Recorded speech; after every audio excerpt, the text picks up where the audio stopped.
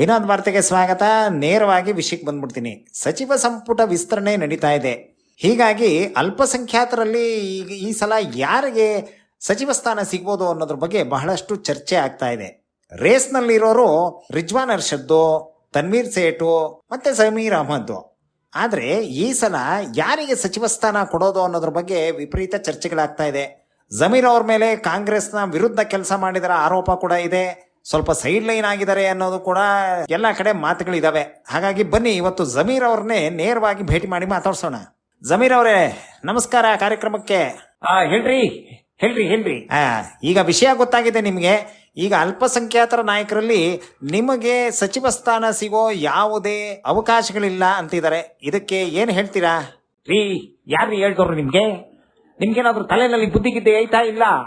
ಅಲ್ಲ, ನನ್ನನ್ನ ಬಿಟ್ಬಿಟ್ಟು ಯಾರಿಗೆ ಕೊಡ್ತಾರೆ? ಅಲ್ಲ, ನಾನು ಯಾರು ಅಂತ ಗೊತ್ತಾಗಿದೆ ಇಲ್ಲ ನಿಮ್ಗೆ? ಫಸ್ಟ್ ಸರ್, ನೀವ್ ಯಾರು ಅನ್ನೋದು ನಮಗ್ ಗೊತ್ತಿದೆ, ಆದ್ರೆ ನಿಮ್ ಮೇಲೆ ಒಂದ್ ದೊಡ್ಡ ಆರೋಪ ಕೂಡ ಇದೆಯಲ್ಲ. ರೀ, ನನ್ಗೆ ತೋರ್ಸ್ಬಿಡ್ರಿ. ಆರೋಪ ಇಲ್ಲದೆ ಇರೋ ಮಿನಿಸ್ಟ್ರು, ಆರೋಪ ಇಲ್ಲದೆ ಇರೋ MLA ಈ ರಾಜ್ಯದಲ್ಲಿ ಇದಾರಾ? ಇದ್ರೆ ತೋರ್ಸ್ಬಿಡಿ, ಹೇಳ್ತೀನಿ. ನೋಡ್ರಿ, ಈ ಇಡೀ ಕರ್ನಾಟಕ ರಾಜ್ಯದೊಳಗೆ ಎಲ್ಲಾ ಮೌಲ್ಯಗಳು, ಎಲ್ಲಾ ಒಂದು ನಮ್ಮ ಸಮುದಾಯಕ್ಕೆ ಸಂಬಂಧಪಟ್ಟಂತದ್ದು ಎಲ್ಲರ ನೆಟ್ವರ್ಕ್ ಕಾಂಟ್ಯಾಕ್ಟ್ ಇರೋದು ನನಗೆ ಮಾತ್ರ. ಹಿಂಗಿರುವಾಗ ನನ್ನ ಯಾರಿಗೆ ನೆಗ್ಲೆಕ್ಟ್ ಮಾಡ್ತಾರೆ? ಸುಮ್ನೆ ಇಲ್ದಿದ್ದು ಸುದ್ದಿಗಳನ್ನೆಲ್ಲ ತಂದ್ಬಿಟ್ಟು ಹೇಳ್ಬಾರ್ದು ನೀವು ಇಲ್ಲಿ. ಸರಿ ಆಯ್ತು, ಸಮಾಧಾನ ಮಾಡ್ಕೊಳ್ಳಿ ಶಿವ.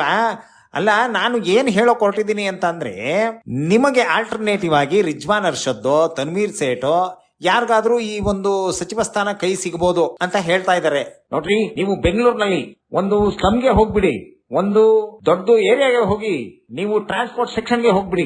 ನನ್ನ ಹೆಸರನ್ನ ನೀವು ಅಲ್ಲಿ ಯಾರಿಗೆ ಕೇಳಿದ್ರು ಹೇಳ್ತಾರೆ. ಒಂದು ಸಣ್ಣ ಮಗುಗೆ ಕೇಳಿದ್ರು ಹೇಳ್ತಾರೆ. ರೀ, ನೋಡ್ರಿ, ನನಗೆ ಕೊಡ್ತಾರೆ ಕೊಡಲ್ಲ ಅದು ಬೇರೆ ವಿಚಾರ. ಅದ್ರ ಬಗ್ಗೆ ಮಾತಾಡೋದು ಬೇಡ. ನಂದು ಕೆಪಾಸಿಟಿ ಏನೈತೆ ಅಂತ ನಾನು ಇದಕ್ಕೆ ಮುಂಚೆ ತೋರಿಸಿದ್ದೀನಿಲ್ಲ. ನಾನು ಅವತ್ತಿನ ಕಾಲಕ್ಕೆ, ಯಾವತ್ತು ಹೇಳಿ, ಕುಮಾರಸ್ವಾಮಿ ಸರ್ಕಾರ ಇತ್ತಲ್ಲ, ಅವತ್ತಿನ ಕಾಲಕ್ಕೆ ನಾನು ಕುಮಾರಸ್ವಾಮಿಗೆ ಕೇರ್ ಮಾಡಿದವನಲ್ಲ.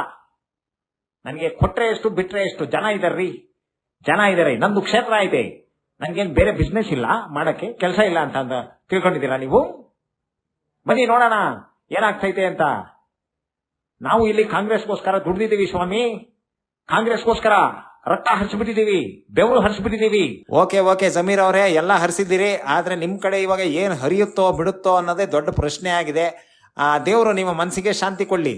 ಶಾಂತಿ ನನ್ಗೆ ಬೇಕಾಗಿರೋದಲ್ಲ ರೀ, ನನ್ಗೆ ಕೊಡದೆ ಹೋಗ್ಲಿ, ಆಮೇಲೆ ತೋರಿಸ್ತೀನಿ ಮನ್ಸಿಗೆ ಶಾಂತಿ ಯಾರಿಗೆ ಕೊಡಬೇಕು ಅಂತ. ಗೊತ್ತಾಯ್ತಿಲ್ಲ?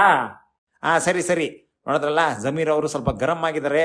ಅವರ ಕುರ್ಚಿಯ ಕೆಳಗಡೆಯಿಂದ ಹೊಗೆ ಬರ್ತಾ ಇದೆ ಅಂತ ಸುದ್ದಿ ಇದೆ. ಸದ್ಯಕ್ಕೆ ಈ ವಿಚಾರನ ಇಲ್ಲಿಗೆ ಮುಗಿಸ್ತಾ ವಿನೋದ್ ವಾರ್ತೆನೂ ಮುಗಿಸ್ತಾ ಇದ್ದೀನಿ.